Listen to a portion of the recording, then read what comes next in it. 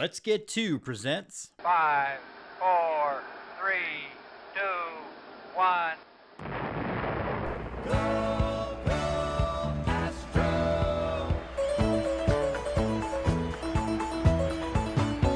Here come the Astros, burning with desire. Here come the Astros, breathing orange fire. Here come the Astros, with winning on their mind. Here come the Astros, number one every time. Go, go, Astros. We want Houston! We want Houston! Alvarez hits a high drive, center field. Beerling's back! This game is turned upside down! And the pitch is lifted to right by Castellanos. Long run for Tucker over toward the line and foul territory. Makes the catch, and the Houston Astros do it again. 2022 World Series champions. And now, Go Astros. Astros baseball from three guys who've been there since Art Howe had hair. Here come the Astros, breathing orange fire. Here come the Astros. In nice times like this, I wonder what's happening in the darkest timeline. Timeline? Abed, there are no dark timelines.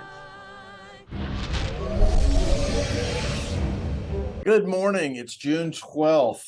Jim got hit in the head. I went out for pizza. Brian got shot in the leg, and we're all just trying to throw water on the fire that's burning out of control in the kitchen. This is the Astros darkest timeline. Welcome to Go Astros. This is the darkest timeline. I'm actually wearing a t-shirt from the old 1960s Cocoa Astros of the Florida State League to remind everybody that half of the people playing for the Astros right now should be in the minors. It's an interesting time. The Astros won 2 games this week, and it feels like they've won 2 games the last month or so. It's hard to keep track. We're all kind of spiraling downwards. I'm hoping for logic and reason from at least one of you to tell me why I should not just give this up and start watching Major League Women's Lacrosse. Have you been reading Brian's Substack? Well, that seems like as good as intro as any. Brian, what are we looking at? Is this just a tired team, or are we fatally flawed? Those are the only 2 answers. Yeah, if it's between those 2 answers, I will go with a tired team. There are some flaws with this team, the most prominent of which is there's a lack of left-handed bats in the lineup. And that gets exacerbated by having your best hitter go out. And they're down to their 8th best pitcher, which is, well, not entirely uncommon, obviously not ideal. That being said, they still are a really good baseball team. And this week was frustrating and annoying and, bourbon-inducing, as I like to say. But the good news is they get a day off, which they desperately need. The bullpen is pretty much reset at this point with new reliever Ronel Blanco, apparently. And, they need to get back to winning baseball. So hopefully, hopefully playing a bunch of National League teams is as Milo would used to say, is the tonic. Well, the other thing too about this last week is this last week just felt very baseball. Things looked snake bit. Things didn't go their way. It's the kind of series we've seen, because we talked about this. Everybody's like, oh my God, they lost. So I guess they've lost 4 in a row now. Or is it 5 in a row? It's 5 now. 5. Which they never, well, they only lost 4 in a row like 3 or 4 times last year, but they did it 3 or 4 times last year. It's just one of those things where it just felt like every single bounce went against them. And in any other different circumstance, we might be looking at it differently. Yeah, they lost. Injuries. Yeah. They lost 3 one-run games. One-run games are mostly coin flips. That doesn't mean that there aren't actual things like Jeremy Pena throwing the ball away that are part of that. But when you lose 1-run games, it's mostly the dice rolls went against you. And hey, they were 6-4 in run games entering this week. More notable is they'd only played 10 one-run games on the season, which is a really low number, and they got to play 3 this week. And I'd like to go back to the not playing so many one-run games. I think what's most noticeable for me from watching the Astros this week, and this is not a great week if you're trying to form an opinion of a team because a lot of things went wrong, but what we've seen from the team this year versus the team the last several years, a couple things are different for me. We're not as deep, which we've talked about a number of times. The roster is just constructed differently. But B, and probably more alarming, is that we're striking out at a much higher rate than we have in the past. I'm sure Brian's about to look up a number and tell me that I'm wrong, but it feels like we've had a number of double-digit strikeout games more than we've had in the past. And this week especially, we are not playing good defensive baseball. Bregman booted a couple balls. Pena is having his struggles. Regardless of where you are on the Dubon Altuve scale, something's not right with this team defensively.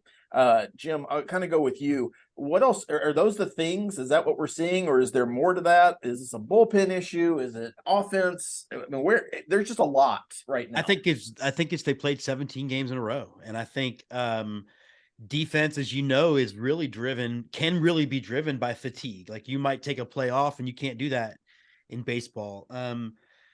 I don't know that I would trade very many of the guys on the Astros squad with other people from other teams, right? Like, I'm not going to give up our bullpen for anybody's. I wouldn't give up our shortstop or third baseman or second baseman. I'd give up the catcher. But I just think it was one of those things. And I think you're exactly right. You can't, if you wanted to look at small chunks of sample, were they like 19 of their last 24 coming into this? It was something stupid that they've gotten rolling. And I think you can look at two things. For as much as the series against the Guardians sucked, and it sucked, they lost 0 ground against the Rangers because the Rangers did what we all thought they would do when they finally played someone good. Brian, thoughts? Yeah. So first of all, since I did look up numbers, because, well, I am predictable. Astros were struck out 19.5% of the time last season. That was their K rate. This year it's 21.7. So wow. Yes, they are striking out more. They're walking just a little bit less here, but part of that is one of the stories with this team this year, right, is the offense isn't as good as it's been for a while. And there are various reasons for that, but one of the things that does is it really reduces the margin for error. Even last year, where they were a good but not great offense as compared to the teams in the late teens, which are great offenses, this is, as I made the point many times before, a very much a pitching first team. They'll go as far as their pitching will take them. But this week they lost. They lost games where they scored 2 runs twice, and then they scored 0 runs yesterday. And you're definitely not going to win if you score 0 runs. Right. And they redistributed some of the runs on the loss in the 14-inning game. But on the other hand, I think the 14-inning game was a fugue state for all of us, and may have just been a psychological experiment by some professor somewhere. Well, I think when Tommy Kwan made that catch that got the catch that had to get a umpire's ruling to the replay official and judge it correctly, he made the catch. It was a great play. That's kind of when I knew it didn't matter what was going to happen. We were going to end up losing this game. I thought that a batter before, when he snagged it off the wall on one hop and kept Jake Myers from scoring the second run. That those were both great plays. I think the play off the wall was a better play.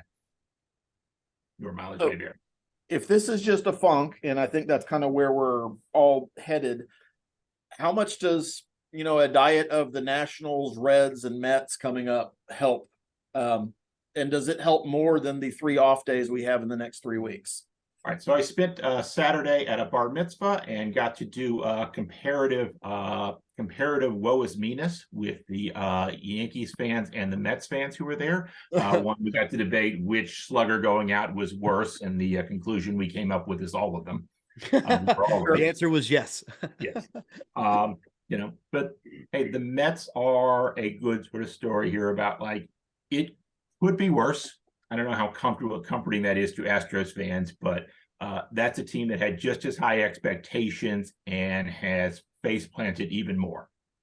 Again, the good news is the Nats are not a very good team, and the Reds have not played well, though I will note here, the Reds have brought up a bunch of young prospects who are really, You can see the future of the Reds, and I just hope it doesn't arrive, say, this week at Minute Maid Park.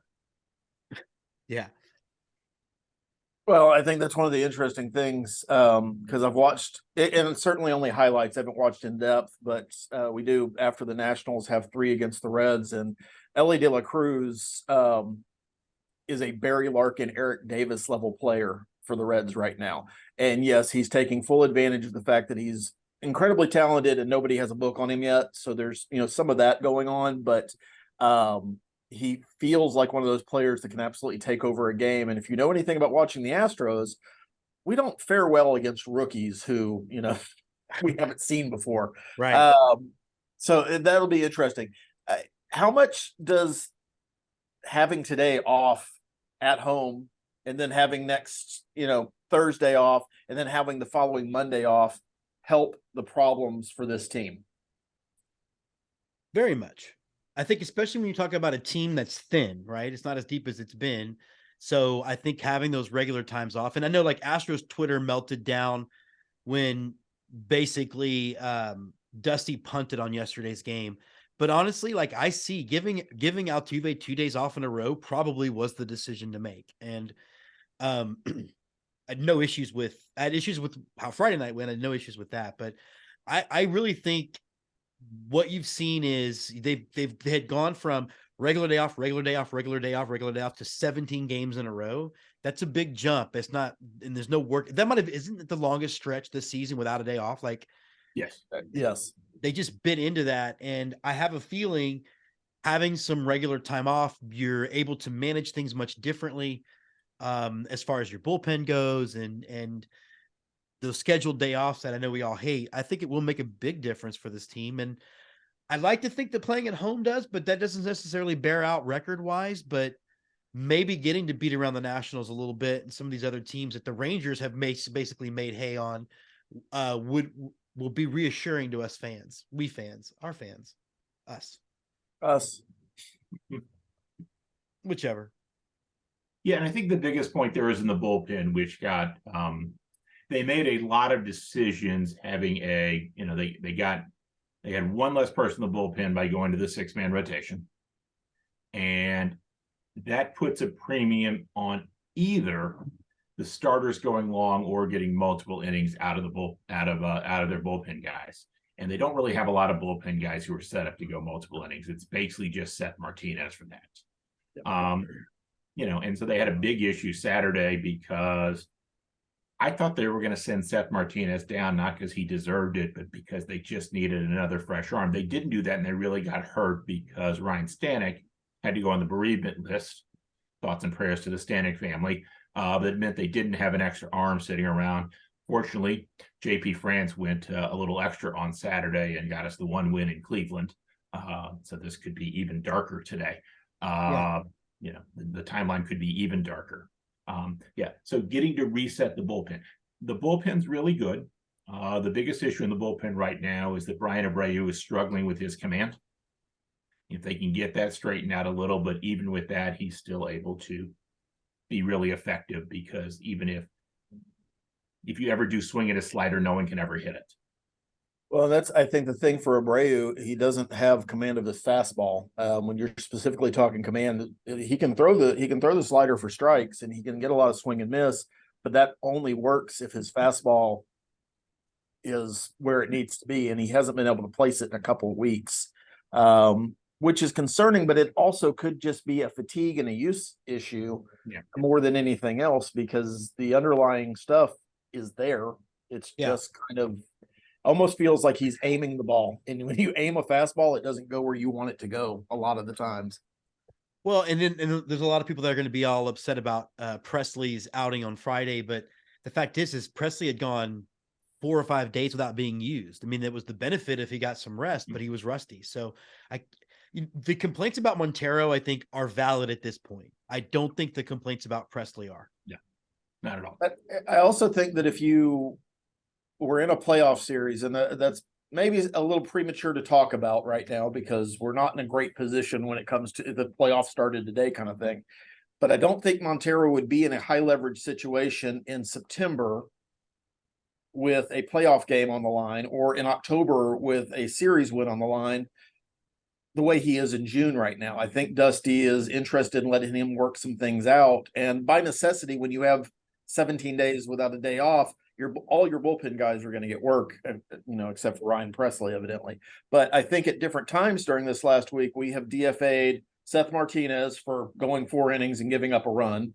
We've DFA'd Ryan Presley for blowing a save. We've DFA'd Ryan Abreu. We've DFA'd Rafael Montero. I don't know any of our bullpen guys we haven't DFA'd yet. Because we're bringing back Luke Gregerson, baby. He'll be signing autographs at the Shed Tuesday night. So Dotel's still got to be out there, right? He's got to be. I've seen a lot of Octavio Dotel highlights this week, because this was the 20th anniversary of no hitting the Yankees in Yankee Stadium, where half the pitchers didn't know it was a no hitter, so that was nice. Pete Monroe, shout out. I was thinking also of former Astro not involved with this, Mike Magnante, because I sat down and watched Moneyball instead of watching one of the Astros games this week. It makes me so sad when I see him in old scaffold legs. I hate that for him. It's so sad. We talked a little bit about pitching. I think it's fair to be concerned about the starting pitching, but we also be pretty happy with the production that we've gotten out of Ronel Blanco, Brian Bielak, and I've lost his name, JB France. Yeah. How long does that continue? I'm of the opinion that Brian Bielak has been very, very lucky. Yeah. Yesterday, notwithstanding, but France seems to have an understanding of how to pitch, even if he doesn't have the greatest stuff. Where are you guys on this? And knowing that we need some more help in the rotation, but how much longer does this kind of last, where we're not just getting killed, and facing 5-6 run deficits? Well, based on the starter. Now I'm like, I don't know that we have an imminent worry. I felt like we would have had an imminent worry a few starts ago, but like to your point about like there's a book out on them now, and that book and they're still look, they're not great, but they're still giving us quality starts. They're still keeping the Astros in ball games, and I don't know why there's a reason outside of, like you said, Brian, I'm sure you get into Bielak's hidden numbers. Mm-hmm. I don't know why there's any reason to think it will do anything but continue. I think the league knows who those guys are now, and I'm not sure that it is particularly matters at this point. Yeah, the numbers concerned of what Andy's saying is they don't strike out enough guys and they walk more guys than the average pitcher, and that usually leads to higher ERAs than what we've seen. Their rate on hits has been lower than it should be. I'm making air quotes here for our listeners here. Yeah, podcasting is a visual medium. The FIP is predictive. It's what, again, they should be, and they should move towards that. But certainly what we've seen from both of these guys is that, one, hey, they're major league quality pitchers. Are they Framber Valdez? No. Are they Christian Javier? No. They could be starting for the Astros, or they could be starting for lots of teams. They're among the handful of best pitchers in the world. Of course, they're going up against the best hitters in the world. Two, both of them have a lot of moxie. That they're, really will fight to try to pitch as well as they can. They don't get overwhelmed by bad stuff, and they will go out there and they will throw for what they have. I think Blanco should have been pulled an inning earlier, but you can't complain about when he gave up 2 runs in 6 innings. You can't complain about that on Wednesday. Even if he got bit by the 3rd time through the order penalty, it's an understandable decision because of the 6-man rotation. You're thin. So, hey, take what you can get. It's really good here. Hopefully the offense come around and they can score some runs in the next few starts. I think part of the problem for our starters is the perception we have as fans. And I don't want to start a old fan versus new fan dichotomy, but I think if you're a new fan and you started following the Astros in 2015, I won't even start with the 2017, you have been spoiled by Dallas Keuchel, Justin Verlander, Garrett Cole, Charlie Morton, Zach Greinke. Framber Valdez, Christian Javier, probably 5 or 6 others that I'm not mentioning. Brandon Bielak would start for most teams in Major League Baseball. Yeah. Is he a premier starter? Absolutely not. Is he a 5th starter or maybe a 6th starter on a lot of squads? Yeah. And that's, part of the Astros problem, if there's a problem, is that roster construction wise, we've come back to the pack a little bit, or teams have caught up, either way you want to look at it. Yeah. But I don't think Brandon Bielak is the problem for the Astros right now. I don't think JP France is the problem for the Astros right now. And honestly, anything you get out of a 29-year-old Ronel Blanco, it's kind of just gravy, and he hasn't done anything to warrant any kind of derision. But I, certainly remember the days of thinking Jordan Lyles was going to be the next great thing for the Astros, and then watching him get DFA'd. Look, and it's this also team started too, Brandon Backey in a playoff game. We got a long way to go before we get there. Well, and I think also too, it does go to uneducated fans who look at win and loss and think that matters. Like, oh, you lost the game. We lost the game because he gave up 2 runs and the Astros scored 1. I mean, what are you supposed to do with that? Speaking of starting pitching, today is the day that I assume we're all expecting Lance McCullers Jr. to announce his next Tommy John surgery. The MRI happened this past Friday. There has been no word since then. They don't take 4 days to get those results when it's good. It's another injury the Astros are having to deal with. What does this do to the psyche of a team? If you're in that clubhouse, is it bad that Lance McCullers Jr. is not back? Did you expect it? No, it does nothing. It does nothing bad to the psyche of this clubhouse. This is a professional clubhouse. They've not had him for however long. And in fact, now that we know there can be a move to replace him, it actually might boost the clubhouse a little bit to know that we're going to be able to put an actual serviceable pitcher in that slot. I don't know what Brian thinks, but I feel like I have a good pulse on that sort of part of leadership and teamwork and things like that, the intangible stuff. And I think it does nothing to this clubhouse. I don't think Yordan's injury does anything to this clubhouse. They think they're the best team in baseball because they are. I think ultimately and eventually we're going to see that. Yeah, and I'll agree with James and just extend on the idea that, they may get a slight is the important adjective here, benefit from, Lance is not coming back and we can't count on him. And boy, that sucks for him, but we got to go to war with these guys, and we're not going to spend any sort of, not going to spend any of our psychological cost on, hey, Lance is going to come back and help us. Because remember too, Andy, this has been a team of defections since 2018, right? Like every year somebody else is gone, and every year the media asks, is this the guy? Is this the part of the team that is going to basically have everything fall apart? And I think they love Lance. I think the fans love Lance. I think Michael Schwab is Lance. And so I think that there is a real, love you, Michael. I think there's a real, on a personal side, they're going to be bummed for this guy. Professionally, performance-wise, I think it has zero effect. Does this free him up to make more HEB commercials? I think it frees him up to be an HEB greeter as long as he shakes you with the left hand. I mean, I do think though, I don't know that he'll ever throw a pitch for the Astros again. I don't think his career is necessarily done. I think there's an ability to hang on, but does he have 3 years after this on his contract? Yes. I thought it was 2. No, the 5-year deal started last year. 2021 was his final year before free agency. So if he gets Tommy John, realistically, he's not back to full strength until 25. Yeah. Yes. If he gets Tommy John this week, there's some possibility he could be back probably as a relief arm in late 2024.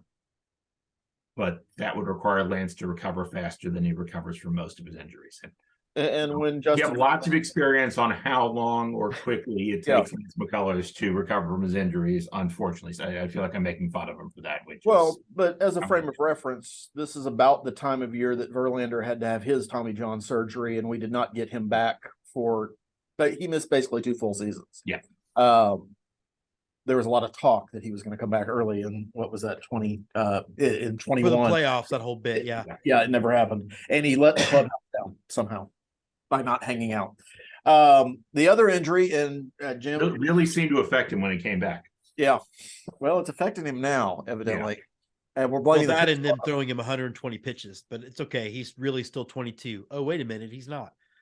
Well, that's an interesting thing that we could probably talk about on a different show, but I've seen a lot of graphics blaming the pitch clock on Justin Verlander's lack of performance and several other pitchers who were, I guess, the top 5 in ERA last year.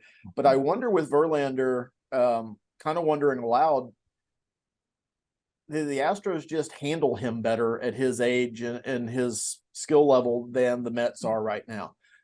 Because Verlander is the kind of guy that never wanted to come out of a game, and Hinch and then Baker after him basically said, we're in charge. We're going to pitch you as long as we need to, but we're not going to abuse your arm because you only have a certain amount of mileage left on that arm. And I think Justin Verlander, if you ask him, would never want to come out of a game. Yeah. And I don't know that the Mets necessarily have anybody in that clubhouse that can say, hey, you're done after 6. Get a 6, and then that's it. They have a veteran manager who's been around and handled players like this a long time. So I don't necessarily think it's that. I think it's more he got injured, and at his age, it's harder to come back from an injury. And my guess is that he's 90%, not 100%. So that's harder for him now than it would be when he was 25. But I don't think there's any reason to be throwing a 41-year-old 120 pitches in a game in June. That's and the very next start he goes 3 innings. Hey, Uncle Steve's money says otherwise. The other injury the Astros are dealing with right now, and make a point about this, Yordan Alvarez was put on the 10-day IL on June 9th after straining his oblique, which is the same injury Jose Altuve had, but he came back 4 days later. Dana Brown's a lot less optimistic about Yordan and his return. Well, he's less optimistic in tone. I think that's that there's a couple things there. Yordan has a lot of muscles that have to heal. I don't know what that means compared to another human being, because I'm pretty sure we all have the same amount of muscles. Or is that a slight at Jose Altuve? Because, his muscles don't need as much healing. But Dana Brown is certainly a different voice coming out of the front office for the Astros over what we've experienced the last several years, because he gets a little doom and gloom on some of these things. And I don't know that he has developed his GM poker face quite yet. But beyond all that, Yordan being out of the lineup causes a couple of problems for the Astros. A, he's their best player. B, he's a left-handed bat in the middle of the lineup. How do you survive over the next? He's eligible to come back on the 19th against the Mets. If you listen to Dana Brown, I'm thinking that's more maybe the week after that, if not worse. So how do the Astros survive and not continue to lose series to teams like the Guardians without Yordan? Brian, we'll start with you. I mean, it's a hit to the offense, and you can't really use a hit to the offense on this team that has a middling offense. The reality is it seems like they're to play Mauricio Dubon more, particularly in the outfield. Again, Dubon's having a very good year on offense, which means he's hitting a lot more singles, but he's not going to hit anywhere near the home runs or have the power production or the walks of Yordan Alvarez, obviously. So when Twitter says put him in the cleanup spot, are they wrong? Because I've seen that.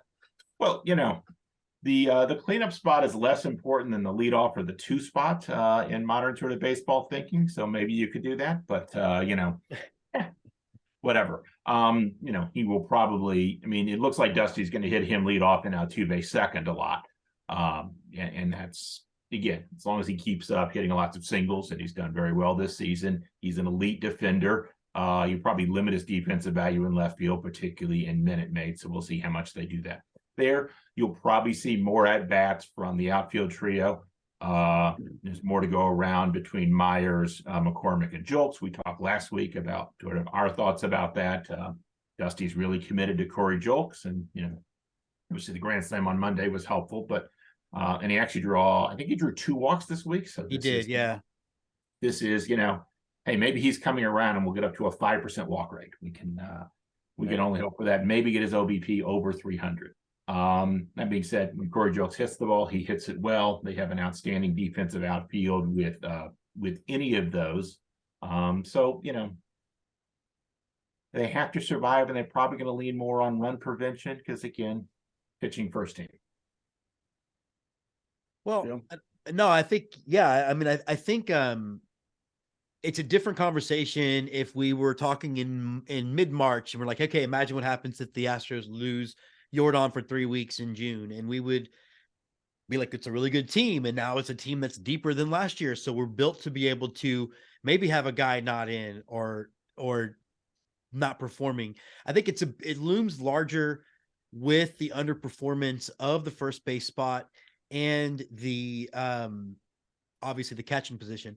I wanted to ask you guys, how much of Abreu is this going to be real, or is this just one of those things? Because if we're going to start getting this Abreu, well, then they can absolutely survive it. And that matched up with the quality of competition, they should be fine. He's hitting the ball harder this week. And so if you look for an underlying sign that this isn't just a fluke, it's that he's been hitting the ball harder over the last 2 weeks. And one of the issues on for the first 2 months of the season is he's not hitting the ball hard at all.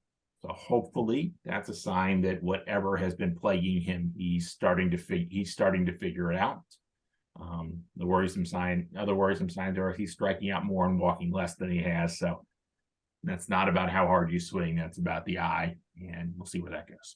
Brian, how much of the walk numbers, though, are inflated because we've had, it looked like 2 or 3 truly dominant performances against the Astros, and then there's a couple of games where they've walked 3 times as a team? Like, how much of it is it seems like, or struck out, 3 or 4 times as a team. Sometimes I'm wondering how much of it is there's been 3 starts where they've been absolutely dominated. It's not like they're striking out across the board all that much. Am I misreading it? I mean, you're getting to, what are we at, 65 games now in the season. So 2-3 games don't have a huge effect on the number, no matter what. They're getting enough games where it's not as much of a short sample size on particularly things like strike zone judgment. Okay. That stabilizes earlier. You have to be rude about it. I'm just kidding. Well, for me, the biggest problem is not Jose Abreu. The biggest problem is Kyle Tucker and Alex Bregman. Because if Alvarez is out, I think those 2 guys, and to a certain extent, Jeremy Pena, you expected to be better offensive players than they've been this year. Kyle Tucker's been streaky. Bregman has not been great outside of a couple of weeks this past month. And it's tough to watch a lot of times because they're up in big RBI spots. They're up in spots where they need to get hits, and they're just not. Does that correct itself over this last 98 games, 97 games? Maybe, but it could just be that as much as it takes for a team to have players who have career years, and a number of players having career years, to do well in a regular season and get to the playoffs and win, it's just as likely that you have players that have off years. And unfortunately, right now, we have 3 guys, if you count Abreu, who are having the worst years of their career.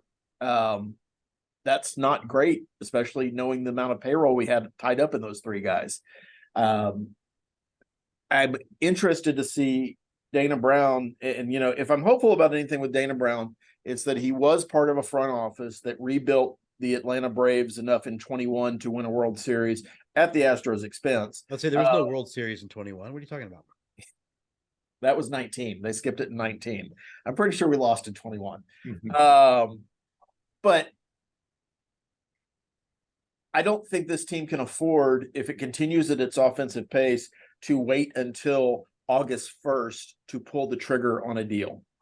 I think you're looking at possibly a 7 to 8 game deficit to the Rangers at that point, who are having one of those seasons where everybody is hitting and you've got so many players playing way above their heads. Should they come back to earth? Maybe. Maybe it's just one of those years where they Marwin Gonzalez the hell out of it, and they've got 3 or 4 Marwin Gonzalez's on their team. And we've experienced the benefit of that for a couple of seasons. Odds are we're going to experience, the other side of it and see how the other half lives a little bit. And having said all that, this team is still very, very good. It's still in a position to get to the playoffs and make hay. But I think you're going to have to make a move earlier in July than maybe the Astros have been comfortable with in the past for an impact player, not picking up Mauricio Dubon. Yeah. The issue with that is it takes 2 to tango, and one, not a lot of other teams think they're out of the race, and that those who do, hey, the Nats are out of the race, and you can scout this week for any outfielder on there you like or any first baseman, but there aren't many. If they had them, they'd be a better team. And 2 is, particularly with the 2 central divisions being absolute crap this season, no team, hey, the Reds are going to come in, and the Reds have some players who you're like, I could see this, but the Reds are like they're also 5 games out. They're like, we've got all a bunch of our prospects up, and we could take off in the second half of the season. That's not an unreasonable belief from the Reds in office. So do they want to make a trade on July 1st? Probably not. And also I should note prices are higher for buyers further away from the deadline, because if you're a GM, you're like, okay, if you're offering me this, maybe somebody will offer me something better than this between now and the trade deadline. I mean, I do think he'll be aggressive. I want to go back to Tucker for a second, because not only is he streaky, but now he actually is striking out in key moments with players in scoring position. And that's something that we hadn't seen from him a whole lot. And so I don't know, it's definitely a concern. Yeah. As you might have expected, Tucker is 3rd on the team at OPS plus. The problem is it's at 113. It's 13% better. His OPS is 773. So it speaks to, it wouldn't surprise you if he's the 3rd best OPS on the team. He's behind Yordan and Altuve, which you'd expect.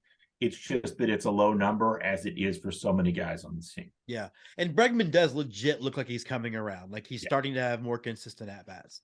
Except this week he batted 130 and slugged 304 and struck out 9 times.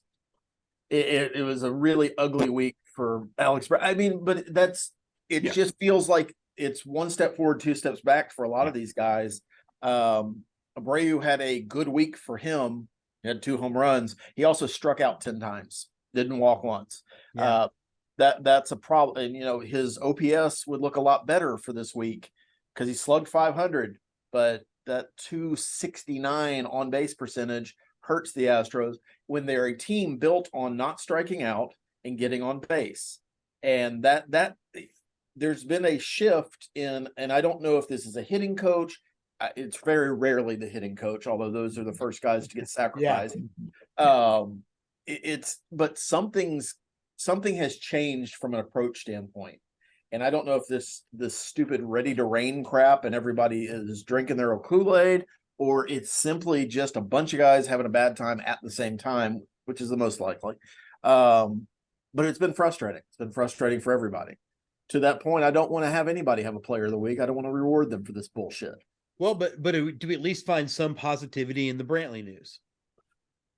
That he took swings 4 days ago? Yeah. We've been here before.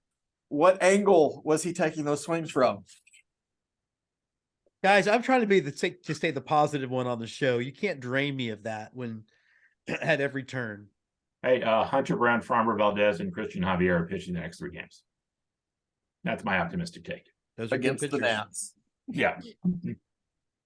Against the not very good Nats. If there are a couple of teams that think they're out of the playoffs, this is one of them. Well, but how many?